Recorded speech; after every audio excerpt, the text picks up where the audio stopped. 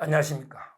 오늘은 이제 제가 참 이게 존경하는 우리 김건태, 저 발음이 건자가 잘 안 돼서 가까울 건차할 때 김건태 대장님입니다. 별 4개 대장님인데 이분은 이제 52년생이고 그다음에 부여입니다. 부여예요. 그리고 이제 육군 사관학교를 30기로 이제 졸업하고요.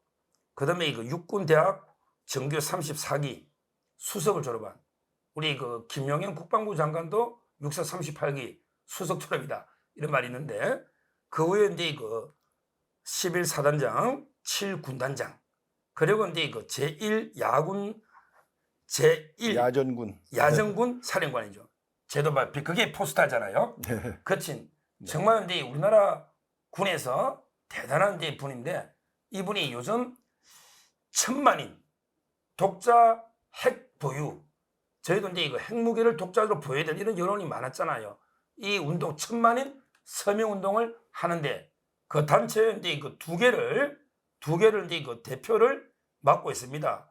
하나가 이제 국방 포럼이고요. 국방 포럼.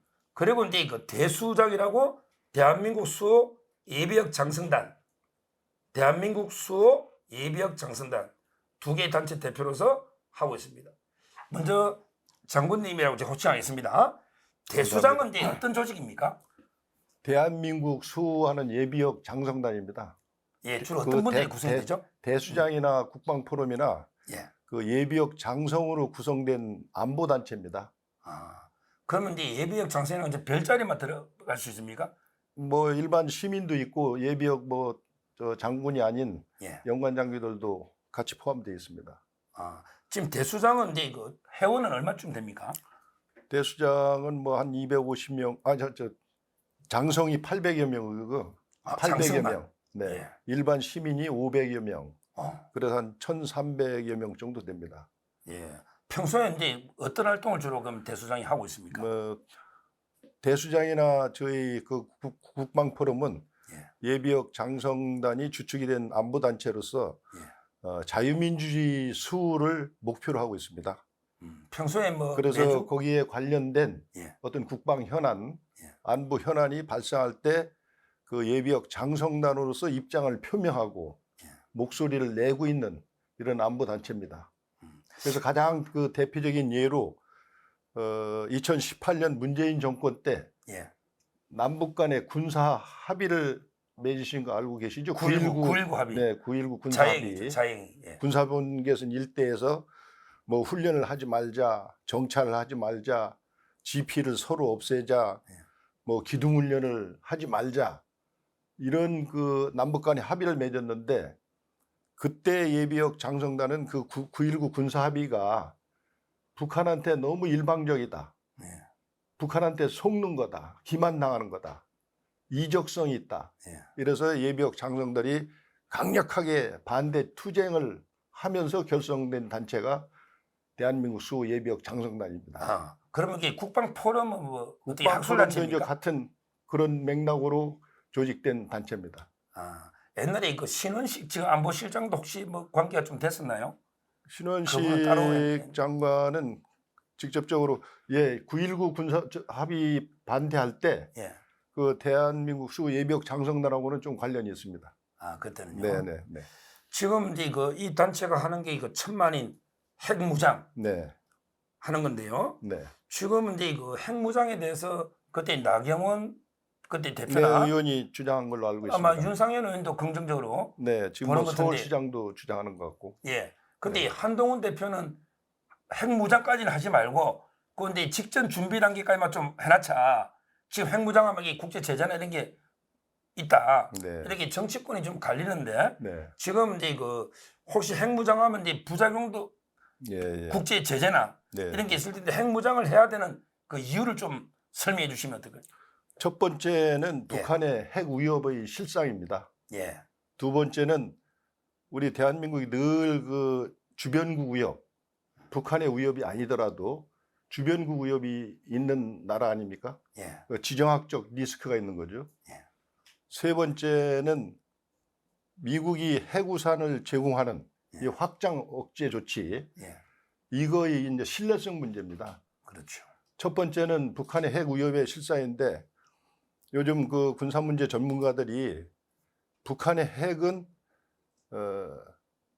위협이 폭증하고 있다 이렇게 표현하고 있습니다. 폭발적으로 증가하고 있다는 거죠. 예. 북한의 핵 위협 실상이 기술적으로 또 숫자상으로 또 투발 수단 예를 들어서 미국 본토까지 때릴 수 있는 ICBM 대륙간 탄도미사일 또 물속에서 잠수함이 탄도미사일을 발사할 수 있는 이런 투발 수단 이런 것들을 굉장히 다양화하고 종합적으로 봤을 때 북한 핵 위협이 폭증하고 있다는 겁니다. 거기에다가 우리 서 변호사님 아시는 것처럼 러시아와 북한이 군사적으로 밀착하고 있습니다. 예.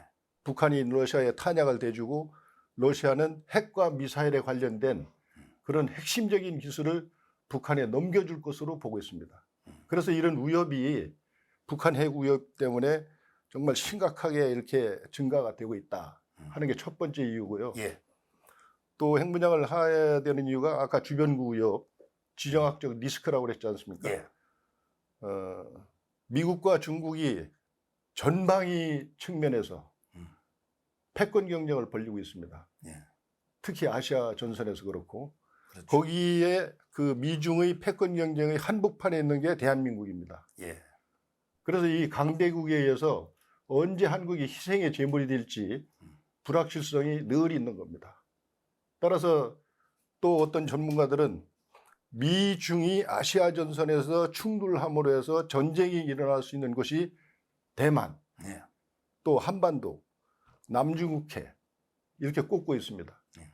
우리가 살고 있는 한반도도 전쟁 가능성이 있다는 겁니다. 전쟁 가능성이 있다는 그 자체가 무섭고 두려운 거 아닙니까? 그렇죠. 전쟁 가능성이 10%만 있어도 그 전쟁 가능성을 원천 봉쇄하고 전쟁을 방지해야 됩니다. 예. 그러기 위해서 핵무장이 꼭 필요하다고 보는 것입니다. 예. 예. 거기에다가 미국이 우리한테 핵우산을 제공하겠다. 예. 그거로서 이제 확장 억제 조치 강화 조치를 하고 있는데 예. 여기에 대한 신뢰성 문제가 있는 겁니다. 지금 이제 정부님이 그 세 가지 이유를 설명해 네, 주셨는데 네, 하나하나 네. 쪼개서 한번 여쭤보겠습니다. 네, 네, 네. 첫째가 이제 그 북한의 핵 위협이 증가하면서 네. 뭐 ICBM이나 예. SLBM 예. 이런 데 그 핵을 투발할 수 있는 예. 이런 게 고도화되고 위협이 예. 커진다. 예, 미국까지 타격할 수 있는 그런 그렇죠. 능력을 갖춰 나가고 있다. 근데 이제 일부 좌파들은요. 네. 북한 핵은 이제 뭐 우리가 방어용이지 우리를 공개하는 게 아니다 이런 이야기를 뭐 옛날에 문재인 때부터 네. 많은 걸 했는데 제가 봐도 이게 말도 안 되는 이야기잖아요. 말되는 소리. 결국에 북핵은 우리를 겨냥한 건 맞지 않습니까? 당연하죠. 그 좌파들이 자꾸 방어용이라 하는데 이걸 어떻게 그런 얘기는 반박하시- 이제 핵 개발을 북한이 초기할 때 예. 초기할 때는 그런 말을 할 수가 있을 수도 있습니다. 초기. 예. 그러나 지금 20, 30년간 핵 개발에 집중하면서 현재의 이 고도화된 이런 상태를 능력을 북한이 보유하고 있는데 그런 얘기하는 건 이제 완전히 그 나라를 팔아먹으려고 하는 그런 사람들의 얘기가 아닌가 그렇게 그렇죠. 생각이 됩니다. 예. 그리고 이제 그 두 번째 저 말씀 중에 주변- 그 주변 국가잖아요. 예. 특히 미중 패권하고 예. 그다음에 대만 위협했잖아요. 예. 근데 옛날에 이재명이는요. 네. 이재명은 이게 대만이든 중국이든 그냥 쉐쉐쉐쉐하면서 우리가 뭐 이렇게 굴종적인 예. 이런 데 이야기도 했고요. 네. 대만을 친구할 때 우리가 중립을 지켜야 된다. 이런 게 네. 제가 보기엔 말이 안 되거든요. 그렇습니다. 혹시 이제 그 뭐 이재명의 주장이나 네. 아니면 이게 중국이 대만을 갖다가 힘으로 현상 변경할 때 네. 우리는 이게 어떤 대응을 해야 되는지 그것 좀 자세하게 좀 말씀해 주시죠. 뭐 제가 개인적인 견해는 예. 대만 해협을 중국이 침략을 하고 침공을 하면은 예. 우리 한반도도 전쟁 위험 가능성이 매우 높다고 생각합니다. 왜냐하면은 중국이 대만을 치면서 예. 미국을 견제하기 위한 수단으로 뭐 북한으로 하여금 혹은 러시아로 하여금 우리 남침케 할 수 그렇죠. 있는 여러 그런 상황이 얼마든지 있을 수 있지 않습니까? 그렇죠. 그래서 전쟁에 힘을 수 있다는 겁니다. 뭐 제가 봐도 이게 중국이 대만 칠 때 우리를 예. 견제하려면 견제하려면 북한을 시켜서 우리 남침으로 그런 가능성이 얼마든지 있고 예. 네. 뭐 저도 그렇게 생각하고요. 그래서 희생의 제물이 될 수 있다는 겁니다. 그렇습니다. 그러니까 중립이라는 건 네. 있을 수가 없는 거 아닙니까 지금? 그렇습니다. 네. 그리고 이제 그 세 번째 아까 핵우산 미국이 그 확장 억제 예. 핵우산 이야기 했는데 네. 옛날에 그 프랑스의 더골인지 예, 프랑스에 예. 아마 근데 그 미국 핵을 믿을 수가 없다. 프랑스가 핵 개발했잖아요. 예를 들어 이제 그 뉴욕 핵이 가는데 뉴욕을 감수하고 우리 서울을 지켜주겠냐? 맞습니다. 우산이라는 게 자기가 죽었는데 자기 우산을 빌려주겠냐? 이런 게 있지 않습니까? 그것도 한번 좀 설명해 주시면. 그건 아주 드골 대통령의 하나의 결단인데 아주 유명한 얘기입니다. 당시에 이제 소련의 핵 위협이 미국 본토까지 타격할 수 있는 능력에 이르자 드골 대통령이 당시에 미국 대통령 케네디한테 질문을 했다는 거 아닙니까? 당신들 우리 파리를 지켜주기 위해서 뉴욕을 희생하면서까지 지킬 수 있느냐? 그러니까. 소련의 핵 공격을 받으면서까지. 거기에 케네디 대통령이 확실하게 답변을 못했다는 겁니다. 그래서 드골 대통령은 독자적인 핵무장을 추진했고 오늘날 뭐 핵 보유국으로서 당당하게 프랑스가 위치를 점하고 있지 않습니까? 당시에 미국은 프랑스의 핵무장에 대해서 반대했습니다. 그래서 저도 그런 프랑스 모델, 프랑스 드골 대통령의 그 자체 생존을 위한 그런 결단, 용단 이런 걸 교훈 삼을 필요가 있다. 저희 한국도 똑같이 미국에 질문할 필요가 있습니다. 그렇습니다. 서울을 지키기 위해서 뉴욕, 워싱턴을 희생할 수 있느냐? 북한 핵이 지금 미국까지 본토까지 타격할 수 있는 그런 능력이 되니까 그런 핵 공격, 북한으로부터 핵 공격을 받을 수 있는 그런 가능성을 염두에 두고 서울을 끝까지 지켜주겠느냐? 미국이 희생을 감수하고 거기에 대해서는 미국의 그 다트머스 대 교수 프레스라는 사람이 한국민에서 입장에서 볼 때는 확장 억제에 대한 신뢰도가 굉장히 떨어졌다. 북한이 그런 타격 능력을 갖기 때문에 이렇게 주장하는 교수들도 있습니다. 지금 이제 우리 장군님 말씀 들어보면 뭐 핵은 제가 봐도 이게 그 절대 무기잖아요. 그렇습니다. 우리가 재래식을 아무리 가지고 해도 있어도 비대칭 절대 무기이기 때문에 안 되는 겁니다. 핵에는 핵으로 대항할 수밖에 없죠. 그렇습니다. 이핵, 재핵, 핵으로 핵을 제압하는 거 이거는 이해가 돼요. 그런데 이제 반대하는 분들 중에 아까 한동훈 대표도 포함해서 계속 이제 이거 NPT 체제를 우리가 탈퇴를 하고 또는 이 그 국제 제재 비약산, 핵 비약산 이 제재를 감당할 수 있냐?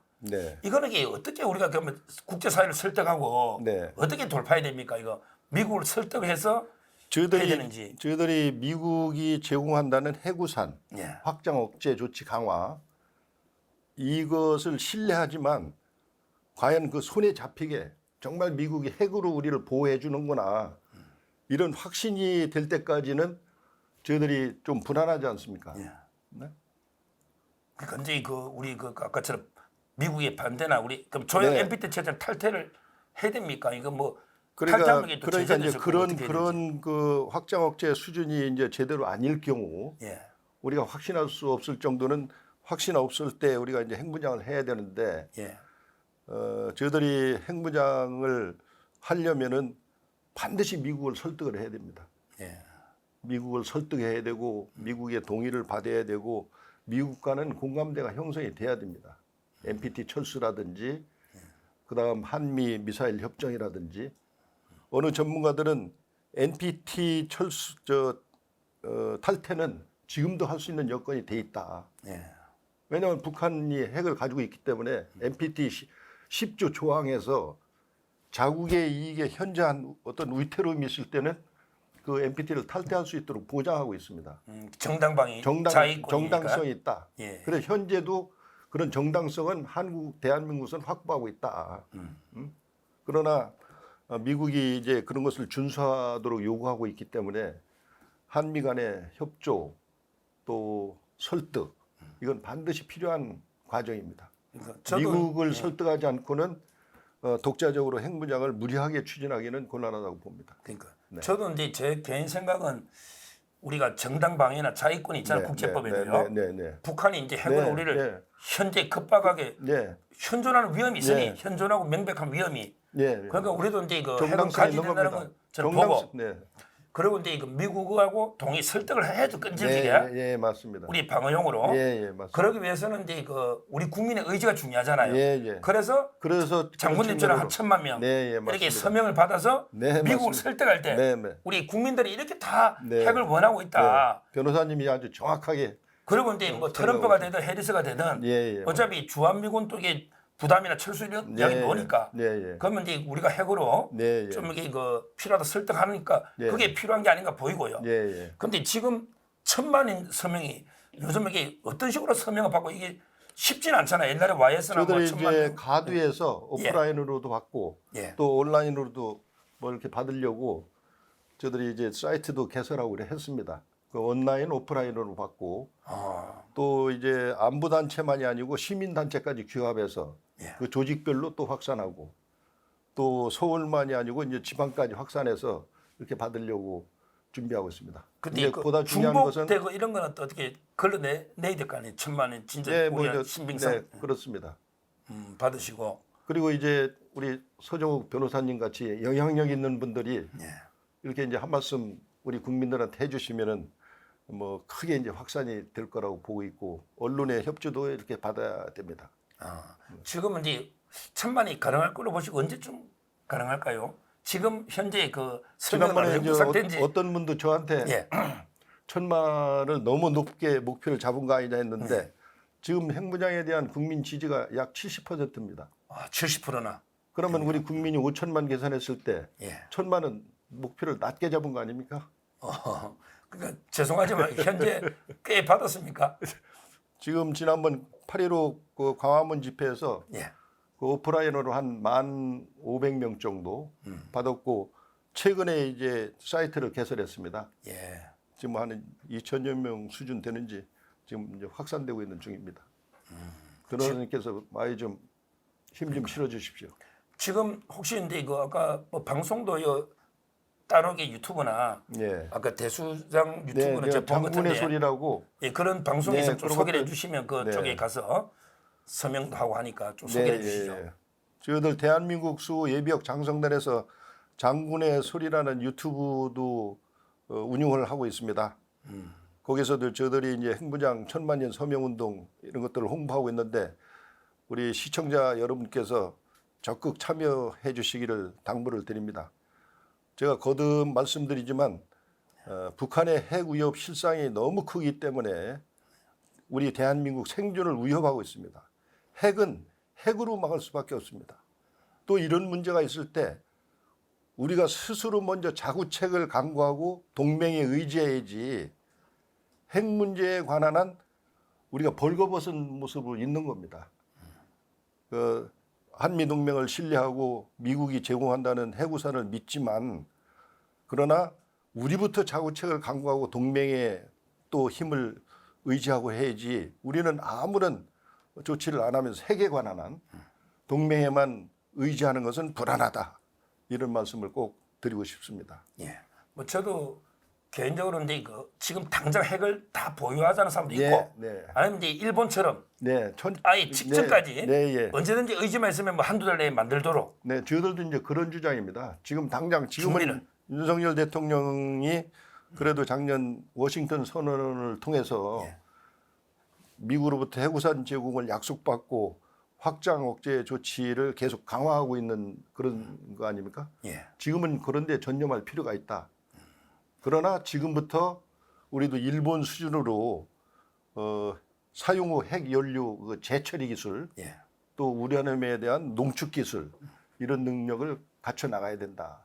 이런 생각을 갖고 단계별로 그리고 여차하면은 독자적인 핵무장을 할 수 있는 이런 길로 가야 된다 하는 그런 주장입니다. 그렇죠. 아까 그 해리스 트럼프 말씀도 하셨는데 저들이 미국을 신뢰하지만 지금 대선 과정을 지켜보면서 두 사람 후보자의 말이 틀립니다.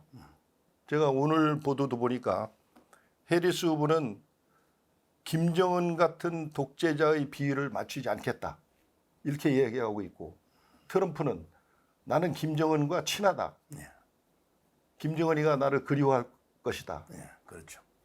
오히려 한미 동맹보다는 김정은 얘기를 많이 하고 있고 해리스는 동맹 그중에서 한미 동맹 중요시 여긴다.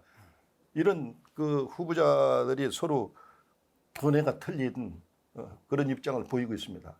그렇기 때문에 미국의 입장도 미국의 대한반도 정책, 또 미국의 한국에 대한 핵 정책, 이게 변화될 수 있고 변경될 수 있다 하는 것을 우리는 늘 생각하지 않을 수가 없다. 예. 그래서 우리 독자적인 핵무장만이 우리 대한민국의 안보를 튼튼히 하는 또 자주국방을 달성하는 이런 길이다 이렇게 생각을 합니다. 마지막으로 하나만 더 여쭤볼게요. 그 네. 김용현 네. 이번에 신임 국방부 장관 네, 이분도 이제 그 핵은 기본적으로 미국의 핵우산이 원칙이지만 네, 여러 가지 모든 가능성이 열려 있다. 예. 이랬잖아요. 네. 그렇다면 이게 그 독자 핵무장이나 네. 아니면 핵무장 직전까지 네. 사실상 이제 핵무장 네.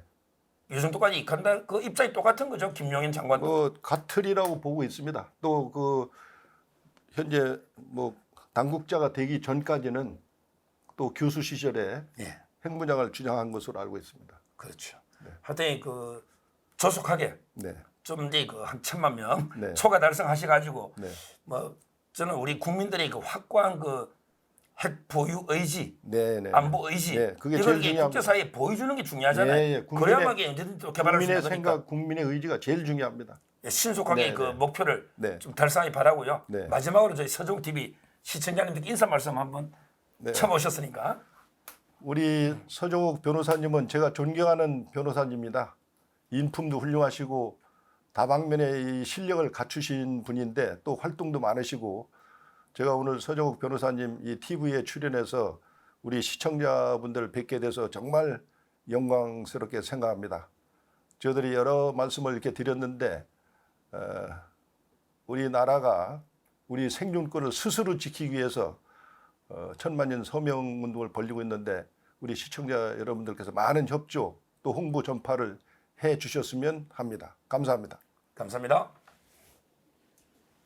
감사합니다. 고맙습니다.